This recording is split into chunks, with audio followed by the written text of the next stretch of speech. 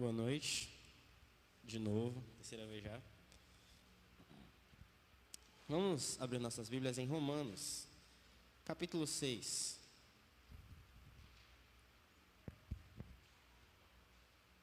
Livro de Romanos, capítulo 6.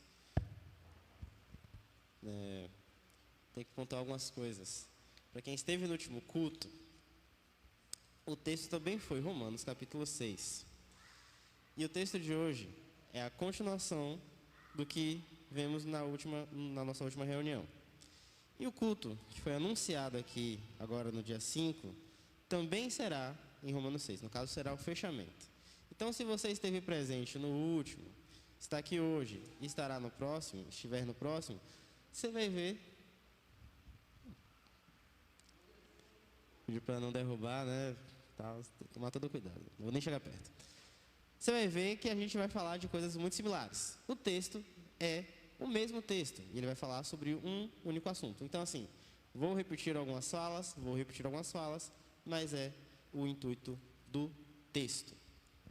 Bom, vamos ler o texto. Romanos 6, que a gente vai ler do versículo 5 até o 14. Uma vez que nossa união com Ele se assemelhou à sua morte, assim também nossa ressurreição será semelhante à dele. Sabemos que nossa velha natureza humana foi crucificada com Cristo, para que o pecado não tivesse mais poder sobre nossa vida e dele deixássemos de ser escravos. Pois, quando morremos com Cristo, fomos libertos do poder do pecado. Então, uma vez que morremos com Cristo, cremos que também com Ele viveremos. Temos certeza disso, pois Cristo foi ressuscitado dos mortos e não mais morrerá. A morte já não tem nenhum poder sobre Ele. Quando Ele morreu, foi de uma vez por todas, para quebrar o poder do pecado. Mas agora que Ele vive, é para a glória de Deus. Da mesma forma, considerem-se mortos para o poder do pecado e vivos para Deus em Cristo Jesus. Não deixem que o pecado reine sobre o seu corpo, que está sujeito à morte, cedendo aos desejos pecaminosos. Não deixem que nenhuma parte do seu corpo se torne instrumento do mal para servir ao pecado, mas em vez disso, entreguem-se inteiramente a Deus, pois vocês estavam mortos e agora têm nova vida. Portanto, ofereçam seu corpo como um instrumento para fazer o que é certo, para a glória de Deus. O pecado não é mais seu senhor, pois vocês já não vivem sob a lei, mas sob a graça de Deus. Oremos. Pai, abençoe esse momento em que estaremos refletindo sobre Tua palavra. Fale aos nossos corações e que possamos aplicar essa palavra em nossas vidas, que possamos praticá-la, que possamos experimentá-la, meu Deus. Que tudo isso aqui venha a ser para a honra e glória do Teu nome e que possamos buscar cada vez mais a Ti, Senhor. Em nome de Jesus, amém. Bom, primeiro, resuminho aqui do último culto, onde a gente tratou dos versículos 1 ao 4. O texto vai começar com Paulo fazendo uma pergunta, querendo saber se acaso, voltando mais um pouco para poder entender melhor. No capítulo 4 e 5, ele vai falar a respeito da justificação através da fé, através da graça, mediante a fé. Terminando o argumento, ele vai dizer lá no capítulo 5, onde abundou o pecado, superabundou a graça. Então ele vai dizer basicamente isso, que nossa salvação não vem por obras, não vem pela lei, não vem por nada que nós possamos fazer, e sim pela graça de Deus. A única coisa que precisamos fazer é ter fé em Cristo. Ele vai terminar o capítulo 5, ele vai falar no capítulo 4, capítulo 5, a respeito disso, dessa forma. No capítulo 6, ele começa com uma pergunta já de alguém que poderia se levantar. Então, a gente vai pecar mais para que Deus seja mais glorificado, porque a graça dele vai aumentar? E ele vai responder, não. Ele vai continuar dizendo que a gente morreu para o pecado, isso no versículo 2. Ele vai dizer também no versículo 3, e aqui é importante, que fomos unidos a Cristo pelo batismo. E no versículo 4, ele vai dizer que através dessa união com o batismo podemos viver uma nova vida. Esses dois aqui, unidos a Cristo pelo batismo e que agora nós podemos viver uma nova vida, são o ponto de partida para o trecho que a gente vai olhar mais profundamente hoje. Primeiro, Ele vai dizer que nós somos unidos a Cristo pelo batismo. E essa parte aqui de hoje, ela é muito sobre isso. Se a primeira parte é libertos do poder do pecado, essa é unidos com Cristo. Quando nós nos batizamos, e aqui eu vou falar batizando, mas entenda, crer em Cristo, né, confiar nele, entregar sua vida a ele, não só o batismo, naquela época, o batismo era algo que acontecia de uma maneira bem mais rápida. A gente tem o relato de Filipe com o eunuco, onde ele explicou o evangelho para o eunuco e logo após o eunuco foi batizado. Então os batismos eles eram bem mais rápidos naquele período. Ele apenas perguntou: o que é que eu faço para poder me batizar? Ele disse: seja batizado. O que é que eu faço para poder me batizar? O que é que eu preciso para poder me batizar? E Filipe disse: você não precisa de nada. Desceram, se batizaram. Hoje nós estabelecemos algumas regras para poder acompanhar melhor as pessoas que serão batizadas. Então, batizado aqui é crer em Cristo, é confiar em Deus, é ter entregue a sua vida a Ele. Com isso, tendo entregue a nossa vida a Cristo, tendo sido batizado, tendo fé nele, nós estamos unidos a Ele. Unidos através da morte dele na cruz. E essa união aqui, ela é uma união similar à união que tínhamos quando estávamos no pecado. Uma coisa interessante, eu fui olhar minha última pregação para saber, mas eu não falei a respeito disso nela, então eu vou falar hoje. Existia uma tortura romana chamada necrofilia. Como ela era? Um assassino matava uma pessoa, para ser um assassino. Quando ele era capturado, pegava o corpo da vítima e costurava ao corpo dele. E a punição dele era viver com um corpo morto costurado ao seu. Era uma tortura que eles faziam, e à medida que o tempo ia passando, o corpo morto ia contaminando o corpo vivo do assassino. O Mateus está fazendo uma cara aqui terrível, realmente, se para pensar é uma coisa horrível. Amarrar não, costurar um morto num vivo. Isso, Paulo, ele referencia para nos mostrar como é a nossa relação com o pecado, como é. Mas a nossa relação com Cristo, após a morte, também se torna desse jeito. Estamos presos a Cristo, estamos unidos a Ele. A nossa imagem após o batismo, a nossa essência, o nosso ser, ele está totalmente ligado a Cristo. Estamos unidos com Ele. O texto bíblico vai dizer, em Coríntios, que somos corpo de Cristo. Fazemos parte dele, estamos unidos a Ele, estamos junto com Ele. Na terra, hoje, somos o corpo de Cristo. Nós pregamos o Evangelho, anunciamos a palavra dele, nós somos os representantes dele aqui. Somos um com Cristo. Houve essa união. E essa união nos dá outras características que aqui a gente vai falar mais a partir de agora. Primeira característica, deixa eu ver um pouco. Primeiro ponto, primeira coisa que acontece conosco, quando nos unimos a Cristo, é morrer. Morremos. E aqui, eu quero voltar um pouco no que foi dito e juntar com o de hoje. A gente sabe que a gente não morreu totalmente para o pecado, no sentido de que nós não pecamos mais. Isso foi algo que tratamos no último culto. A gente foi liberto do poder do pecado, a gente pode escolher não pecar. Mas, de certa forma, nós morremos para o pecado e estamos vivos para Deus. Nós morremos e temos que viver a vida de Cristo. O microfone está muito emocionado. Está muito emocionado aqui.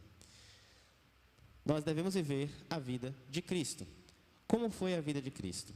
Como foi que Cristo disse para os seus discípulos viverem a vida com Ele? Ele tomava a sua cruz e seguia. E Ele manda que seus discípulos tomem a cruz e sigam a Ele. Ele rejeitava e Ele negava a si mesmo. Ele não fazia aqui aquilo que Ele queria, aquilo que lhe aprazia, aquilo que Ele tinha desejo e vontade. Mas Ele fazia a vontade do seu Pai. Ele fazia a obra de Deus.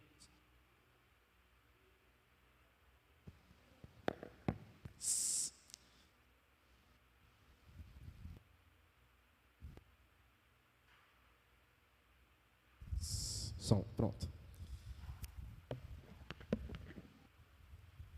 Senhor Deus e Pai, que o microfone não falhe de novo. Amém. Cristo, ele vivia para a obra de Deus, ele vivia para fazer a vontade de Deus. Ele não veio para a terra a turismo, a passeio, não, deixa eu conhecer minha criação mais de perto, ver aqui como é que é o dia a dia do humano que eu criei. Não, ele não veio para cá para isso. Não foi um passeio, não foi uma tarde na Disney, até porque seria uma Disney terrível. Ele não veio para isso. Ele veio para realizar a vontade do Pai. Ele veio para morrer pelos nossos pecados. E essa ação dele, de vir, de encarnar, de viver conosco, não foi a coisa mais agradável para ele. E os momentos finais, mais ainda, foram desagradáveis.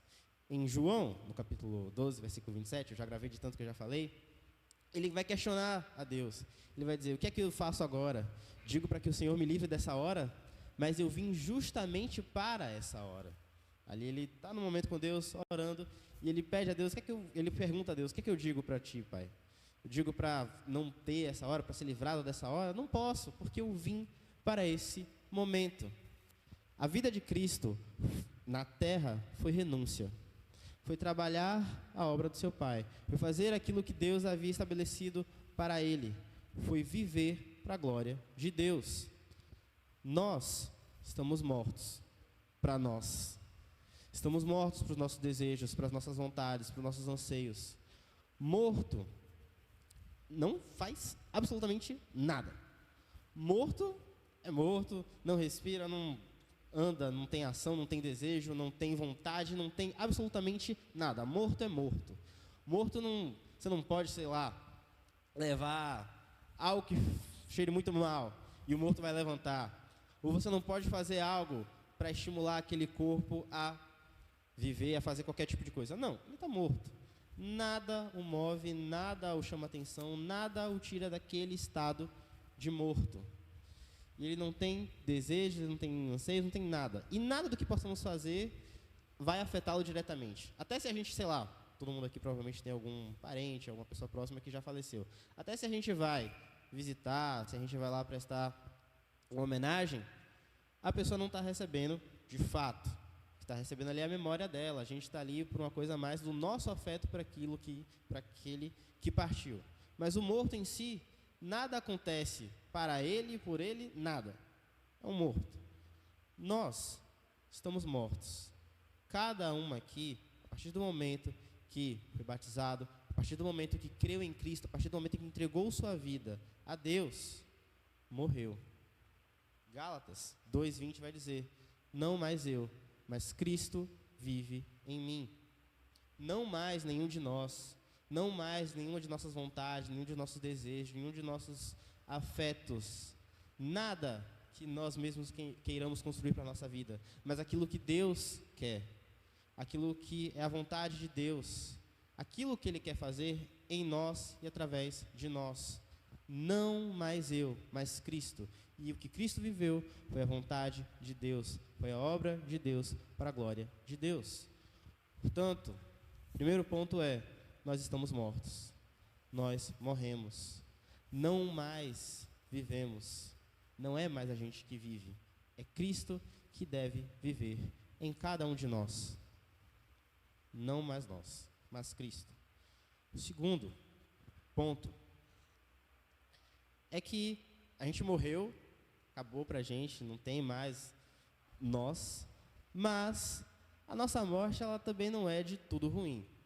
Ela não só acaba com a gente, mas ela nos traz liberdade. Ela nos traz salvação. Ela nos traz liberdade do pecado. Em Romanos 7, a minha Bíblia já virou, em Romanos 7, no iniciozinho, ele vai dizer o seguinte, agora, irmãos, vocês que conhecem a lei, não sabem que ela se aplica apenas enquanto a pessoa viver? Por exemplo, quando uma mulher se casa, a lei a une a seu marido, enquanto ele estiver vivo, enquanto ele estiver vivo. No entanto, se ele morrer, as leis do casamento já não se aplicarão à mulher. Portanto, enquanto o marido estiver vivo, se ela se casar com outro homem, cometerá adultério. Mas se o marido morrer, ela ficará livre dessa lei e não cometerá adultério ao se casar novamente. Isso aqui é um exemplo que vale para a gente. Enquanto vivíamos as nossas vidas, estávamos presos ao pecado, lá pelo pacto de Adão, de ter comido a maçã, já é errar, ter comido o fruto proibido. Estávamos presos ao pecado, morremos em Cristo, não mais existimos, mas uma coisa ganhamos: a liberdade do pecado. Somos livres, o pecado não tem mais poder sobre nós, o pecado não domina mais sobre nenhum de nós. Acabou. A nossa dívida, ela foi deixada, morreu. Vai pagar como? Cristo já pagou, Cristo já levou. Não há mais nada que nós possamos fazer. Ele morreu para o pecado, ele quebrou o poder do pecado em nós e ele fez isso de uma vez por todas. A nossa união com Cristo nos faz morrer, mas a nossa união com Cristo também nos dá liberdade plena. O pecado não pode fazer mais nada conosco, não pode tocar em nós, o pecado não tem poder sobre nós, o pecado não pode nos levar a lugar algum estando em Cristo. Ele já nos livrou, Ele levou em sua morte. Na sua morte, Ele nos uniu a Ele. Na sua morte, Ele nos libertou do poder do pecado. Estamos livres. Não há mais nada que te acorrente, que te aprisione, que te faça não poder deixar de escolher o pecado. Quando se é escravo, não se tem vontade. Se tem, mas não se pode fazer a própria vontade. Eu não sei aqui quantos já leram o livro Escravizaura. Alguém já leu? Pronto. Livro Escravizaura. Eu li esse livro, eu era muito novo, tinha uns 13 anos de idade. E eu sabia que tinha acontecido escravidão no Brasil, eu sabia o que era escravidão e tudo mais, mas eu me choquei lendo o livro, porque a história vai dizer que a escrava, ela era apaixonada por um rapaz, só que ela não podia ter nenhum tipo de relacionamento com esse rapaz, porque o dono dela não deixava. E eu entendi o que era escravidão, eu sabia que escravo tinha que fazer aquilo que o seu senhor mandava, mas eu não tinha ainda tido o choque de que até uma simples paixão, um relacionamento, ela não poderia ter estando no estado de escrava. Ela realmente tinha que fazer aquilo que era a ordem do seu senhor, aquilo que ele desejava para ela, aquilo que ele queria para ela, aquilo que ele mandaria ela fazer. Quero me relacionar com tal... Não, você vai fazer aquilo que eu lhe mandar fazer, que eu lhe propuser a fazer. E nós estávamos assim, estávamos presos no pecado, estávamos com as nossas vontades cativas ao pecado. Tudo o que fazíamos era para o pecado era o nosso Senhor, o pecado era o centro das nossas vidas, tudo era para o pecado. Em Mateus, no capítulo 16, vai ter lá 2 momentos com Pedro e com Jesus.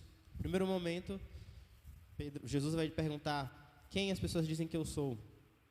E aí depois ele vai perguntar: e quem vocês acham que eu sou? Pedro vai dizer: tu és o Cristo, Filho de Deus vivo. Jesus vai elogiar: foi lhe revelado pelo Espírito, e não por carne e sangue. Não por carne e sangue. Em seguida, Pedro vai ficar, o Espírito me revelou, estou ótimo, estou muito bem na fé. E Jesus vai seguir dizendo a eles a respeito de sua morte, que ele deveria ir para Jerusalém, que ele seria julgado, que ele seria condenado, que ele morreria.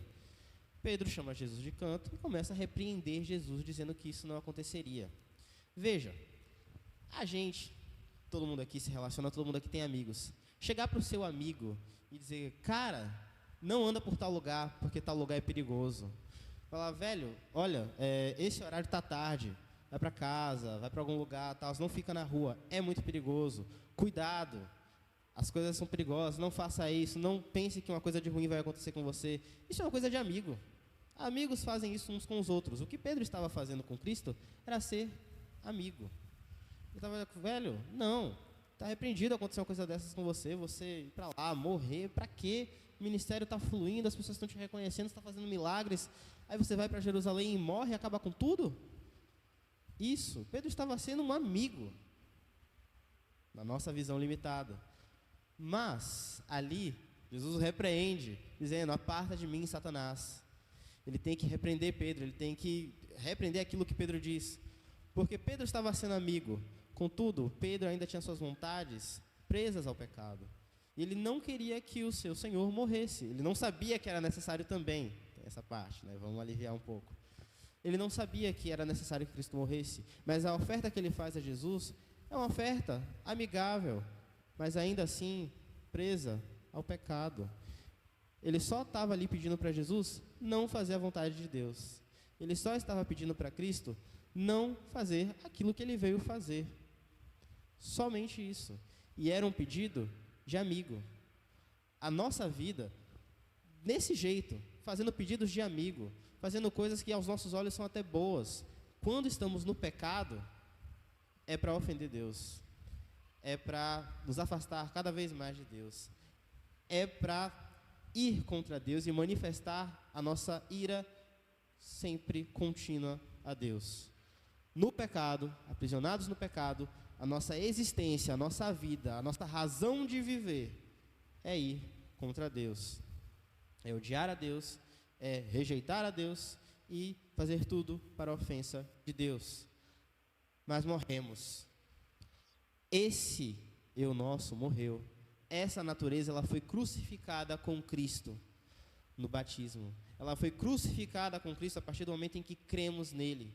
Quando Cristo morreu, ele levou essa natureza nossa maligna consigo. E nós morremos. Essa natureza se foi. E temos a liberdade. Temos a liberdade de ir até Deus. Temos a liberdade de ter um relacionamento com Deus, de ir até Cristo e de não ficar mais subjugados à vontade do nosso ex-senhor, o pecado. Hoje a gente pode fazer coisas boas realmente com intuitos bons, com intuitos que glorifiquem a Deus, com intuitos que vão ser para Deus e não para o pecado. Deus é nosso Senhor e vivemos para Ele e não mais para o pecado. Nossas ações podem ser a Deus e não mais só para o pecado. Terceiro, Cristo, Ele morreu por nós, Ele morreu e nos fez morrer através de sua união. Ele nos deu essa liberdade em morte, essa morte nos gera essa liberdade, mas não só. Ele também ressuscitou. E ressuscitando, Ele também nos dá essa ressurreição. Nós estamos vivos novamente. Óbvio,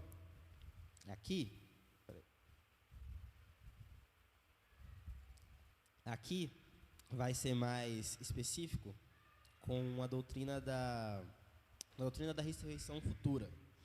Vai falar mais a respeito disso. A nossa ressurreição que vai acontecer no futuro. Mas ressuscitamos com Cristo. Voltamos à vida com Cristo. Nesse exato momento, somos redimidos de todo pecado, de todo mal, de toda a maldade que havia em nosso ser. Fomos redimidos a partir do momento em que morremos, fomos libertos e ressuscitamos com Cristo. Somos outras pessoas agora. Somos pequenos cristos neste mundo. Cristo ressuscitou. E para que Ele ressuscitou? Qual foi o motivo de sua ressurreição? Para que Ele voltou dos mortos? A vida dele foi para glorificar Deus, foi para fazer a obra de Deus, foi para viver para Deus.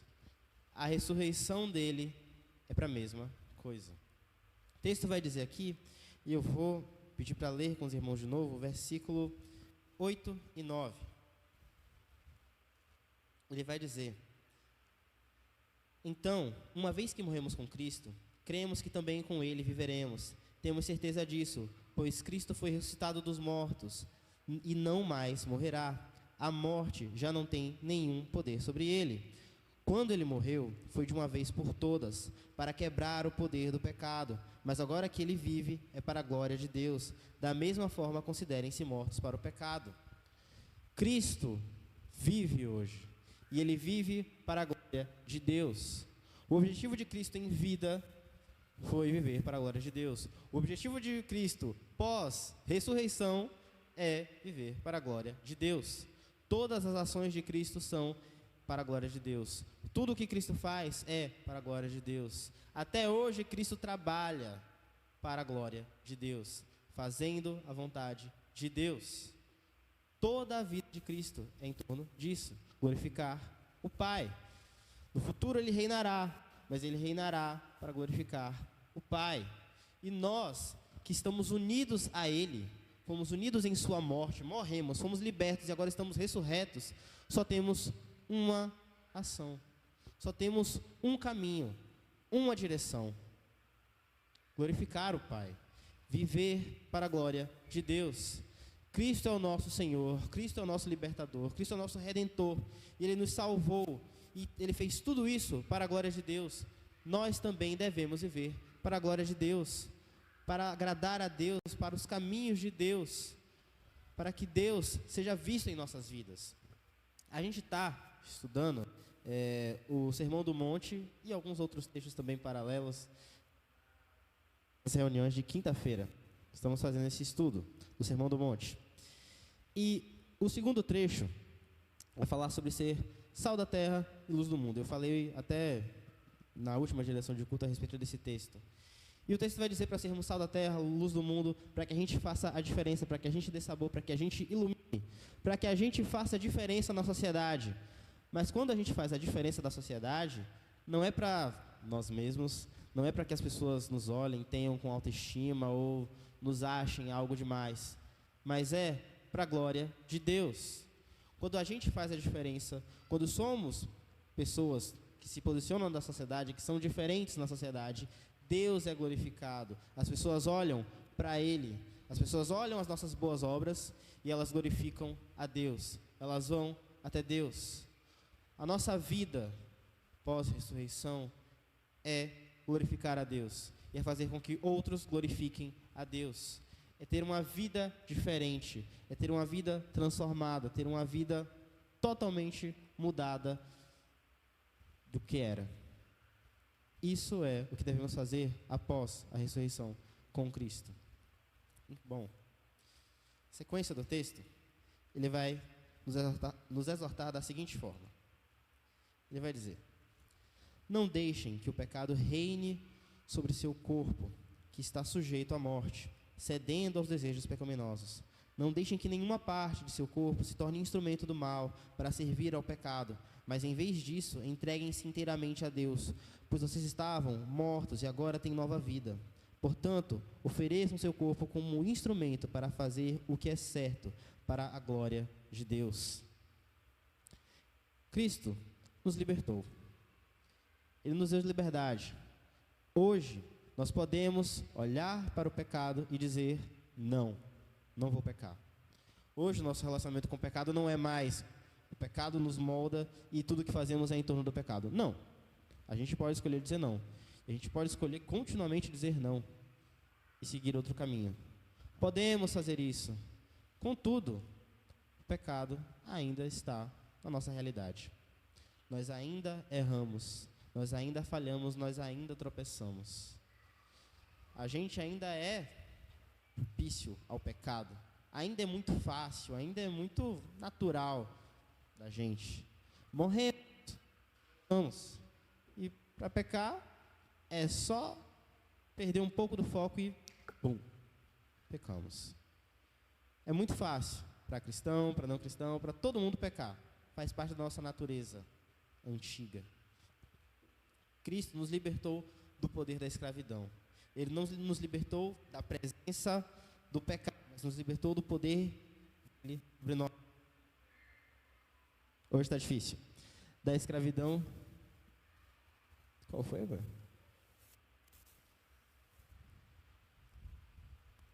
Meu microfone de louvor é diferente. Desculpa, eu não tenho essa experiência. Cristo nos libertou do poder do pecado em nossas vidas. Nós podemos hoje dizer não ao pecado. Hoje, nós podemos escolher não pecar e viver uma vida de santidade, viver uma vida diferente dos padrões do mundo. O pecado, ele está aí. Tem aquele texto de Apocalipse que vai dizer que Cristo está à porta e bate, aquele que abrir, ele entrará e ceará. O pecado também, ele está à porta e ele bate, aquele que abrir, ele vai entrar e vai fazer a festa. O pecado também está atrás de nós, ele também quer nos dominar, ele também quer voltar ao seu senhorio em nossos corações. Ele não gostou de ser deposto, Ele não gostou de ser tirado e de Cristo ser posto no lugar. Não, ele quer voltar. Ele quer assumir novamente o seu trono em nossas vidas. Mas nós precisamos ter a força de vontade, precisamos ter a fé, precisamos crer em Deus para nos lançarmos totalmente a Ele, para irmos e vivermos para Ele, para glorificarmos a Ele em nossas vidas, para glorificarmos Ele em tudo que fazemos. Precisamos nos lançar a Deus, precisamos ir até Ele, precisamos entregar nossa vida a Ele de maneira completa. Precisamos nos dar plenamente a Ele.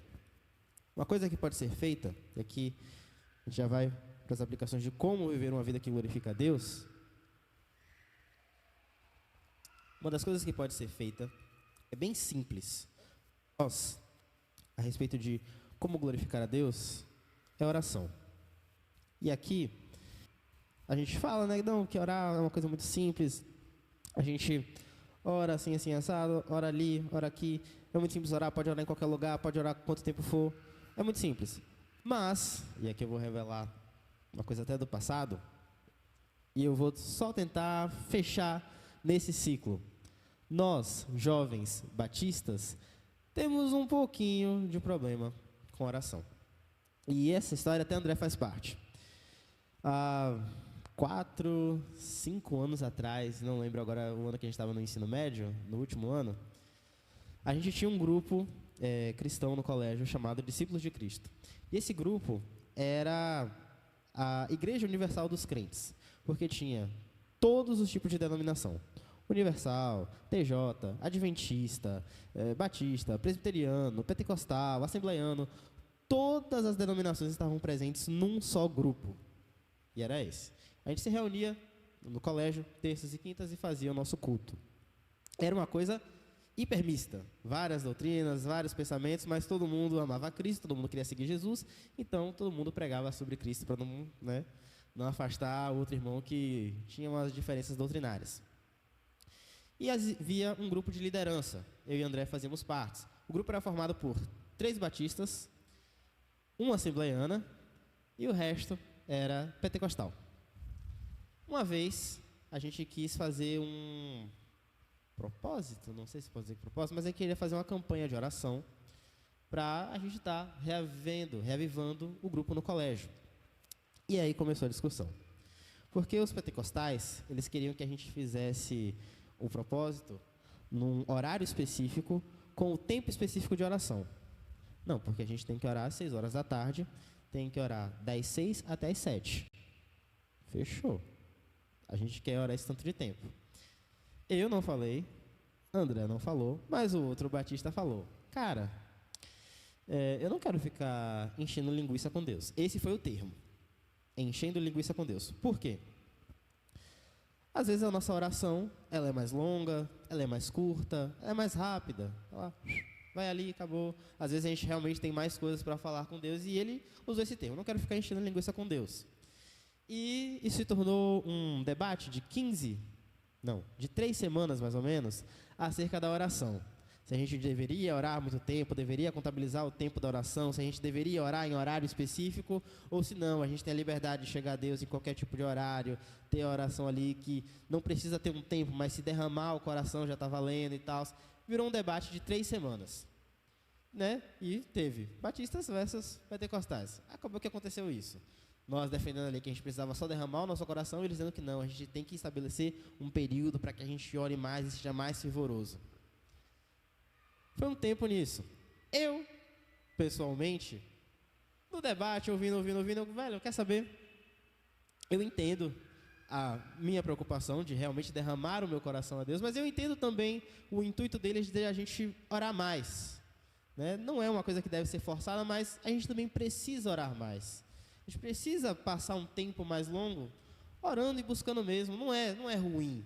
Mesmo que seja uma forma meio imposta, mas vamos tentar. Eu tomei como propósito para mim, a partir daquele momento, orar mais. Eu fazia o quê? Chegava, ajoelhava, colocava um cronômetro e ia. 3 minutos. Eu vou orar 3 minutos. Aí depois 5, aí 7. E aí foi aumentando o tempo. Por que eu estou contando isso? Porque foi justamente batistas que falaram que a gente não precisava, né, os 3 batistas, eu me incluo, e a gente não precisava orar tanto tempo. Mas eu, depois da experiência de orar realmente mais tempo, vejo que é uma coisa que faz bem e que é uma prática que precisamos ter. Orar mais tempo. Não necessariamente que toda oração tenha que ser uma oração de 1 hora, de 40 minutos. Não. Mas você se desenvolver no seu falar com Deus, você se relacionar com Deus de uma forma mais aberta, tipo você querer estar com Deus ali, você realmente se forçar. Não, eu quero me forçar a ficar esse tempo com Deus.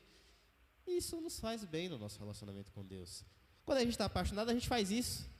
A gente não sabe nada da pessoa. Eu posso falar isso por experiência própria. Não sabe nada da pessoa, não sabe do que ela gosta, do que ela se interessa, do que ela quer, da vida dela. Mas você vai descobrindo e você vai se interessando e você vai querendo mais daquilo. Você pesquisa sobre para poder falar com a pessoa. Você tenta lançar um assunto para que ela se interesse, para ver se vocês conseguem construir um papo, uma relação ali melhor. E você vai investindo num relacionamento. Isso não só quando você gosta de uma pessoa, mas também quando você quer fazer uma amizade. Você achou uma pessoa legal, quer fazer uma amizade com ela, você vai puxando assunto, você vai puxando papo, você vai falando e vai tentando construir um relacionamento. Isso a gente faz em sociedade. É uma coisa muito natural. E as nossas orações, as orações dos jovens, elas precisam ter esse intuito. Para glorificar a Deus, para viver para a glória de Deus, se a gente só mudar a nossa forma, o nosso pensamento de orar, de não, agora eu vou me delongar mais um tempo, eu vou entregar mais um tempo a Deus, vou orar mais a Deus, quero passar esse tempo a mais com Deus, mesmo que eu não tenha nada a dizer, mas que eu puxe assuntos aleatórios com Deus, só para poder estar na presença dEle, isso já vai ser para a glória de Deus, isso já vai ser para a melhora do seu relacionamento com Ele, isso já vai lhe santificar mais, isso já vai lhe ajudar a correr do pecado e correr em direção a Cristo. Isso já vai te vivificar mais, já vai alimentar a sua vida espiritual. Isso porque eu estou falando de oração. Leitura da Bíblia, aí é o kit completo. Orando, lendo a Bíblia, buscando a Deus, nós não ficamos mais tão presos assim ao pecado. A gente já não está mais preso ao pecado. Já estamos livres do poder do pecado. Mas, ainda assim, precisamos correr diariamente contra o pecado. Correr para ficar longe do pecado e ficar cada vez mais próximos de Deus. Precisamos fazer isso para viver para a glória de Deus. Nós fomos unidos a Cristo, nós morremos, nós fomos libertos, fomos ressurretos com Cristo. O intuito de Cristo sempre foi viver para a glória de Deus. A vida de Cristo, o propósito de Cristo sempre foi a glória de Deus. E esse é o nosso propósito estando nele, é viver para a glória de Deus. O pecado não é mais nosso Senhor. O pecado não está mais no centro da nossa vida. Ele não é mais o Sol e nós somos os planetas girando em torno dele. Não. Cristo é o centro das nossas vidas. Cristo é o alvo das nossas vidas.